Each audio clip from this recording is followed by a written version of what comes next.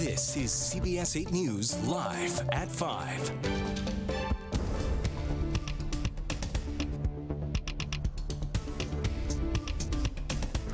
Those hot, dry temperatures continue as our winter heat wave wears on, but relief is finally around the corner. Right? Good evening and thanks for joining us tonight. I'm Steve Price. And I'm Kirsten Holmes. The heat advisory is still in effect as some parts of the county once again pushed the 90-degree mark today, but we're told a change is on the way. Let's go ahead and check in with the guy who has all the answers, meteorologist Sean Stiles. He has a first look at your microclimate forecast. No pressure here, Sean. No, but, and I'm not feeling it, Steve, because I'm very confident in this forecast. Now, the National Weather Service has still got this heat advisory in place for basically Los Angeles, Riverside, Orange, and San Diego counties west of the mountains, but that's coming down at 6 p.m. It's the high wind watch that's going to go in place tomorrow, and these are not Santa Ana winds. These are all associated with our onshore flow and low pressure that it's going to bring some very gusty conditions from the mountains into the deserts. I'll explain that in the second part of our show here. As far as temperatures are concerned, that 91 in downtown San Diego,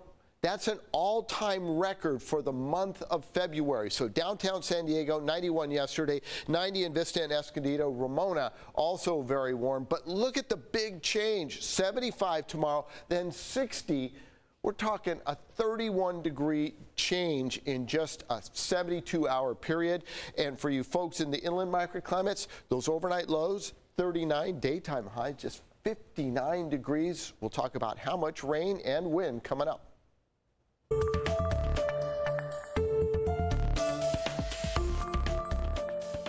The White House is warning that Russia may invade Ukraine at any point in the coming days. Yeah, in the meantime, San Diego's Ukrainian community is watching the situation unfold and worrying about their relatives who are there in the middle of the rising tension. CBS 8's Regina Ureta spoke to a Mission Hills woman whose family is in Ukraine right now.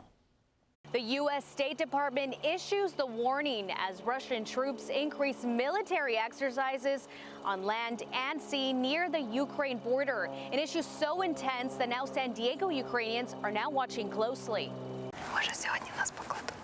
This is Mira Rubin and her son Rio Rubin, a Ukrainian family living in Mission Valley. Mira is speaking to Rio in Ukrainian. She's reassuring him that all will be okay. But this is Mira speaking maternally.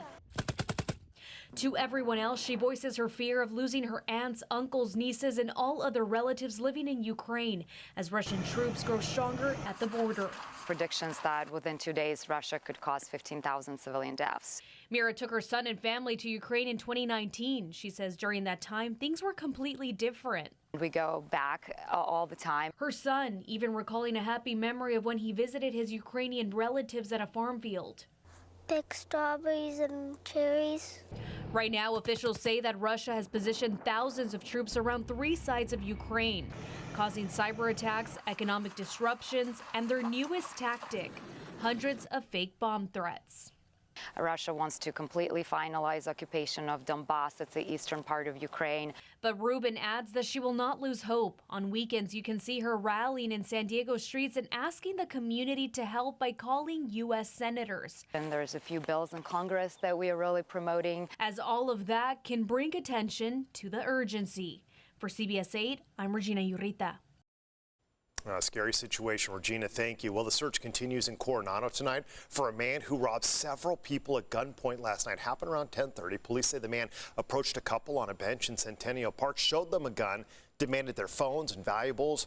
Then he robbed a group of 5 people nearby at gunpoint before heading over to the ferry landing parking lot. And that's where he robbed a woman who was in a car, hitting her on the head several times with a gun. But listen to this.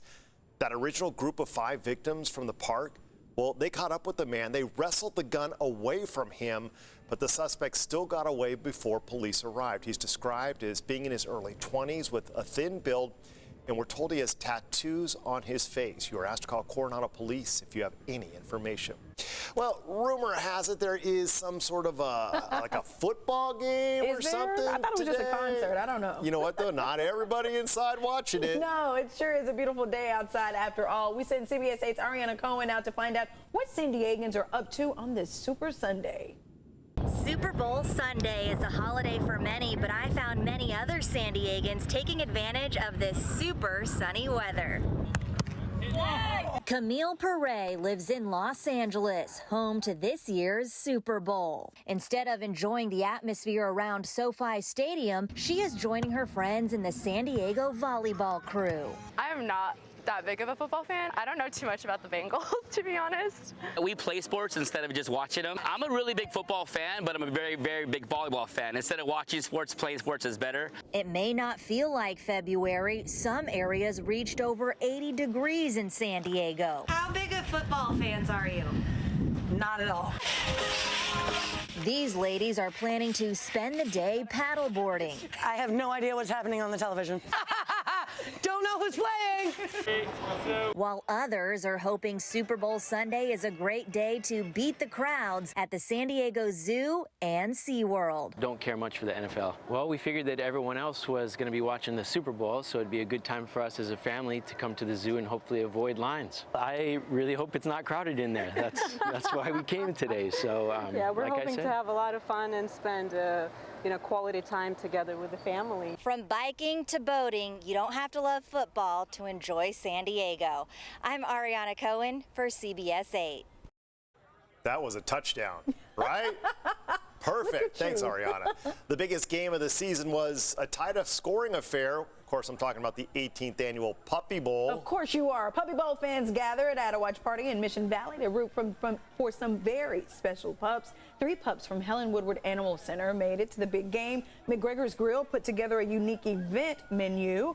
Pups also had their own small football field to play with their furry friends at the watch party. Team Fluff won the 18th Puppy Bowl against Team Rough with the final score. This is too cute, y'all. We could just let this video play. The final score was 69-66. Team Tough. Gruff. I don't know. I'm just watching the puppies at this point.